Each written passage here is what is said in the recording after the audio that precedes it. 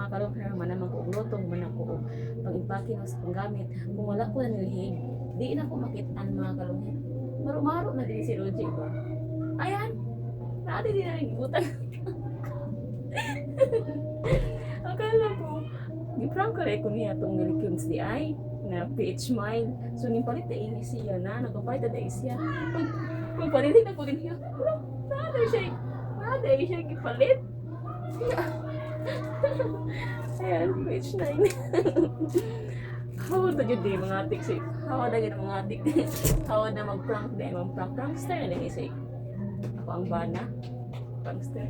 Dirian niya gitar ko. Yan. Nanilhik man ko na. Nanilhik ko. Dirian man itong akong malita. Kaya tapos ako ang transfer bagi. Kaya hiligan ako. Pag open ako, nagkatawa ako. Dami dirian niya gibutang. So, yeah, thank you. Happy ko kay kani magud mga kalong her PH 9. Kuan ni siya para sa mga acid bitaw. Silik. Nindot ni siya imnon og morning at saka evening.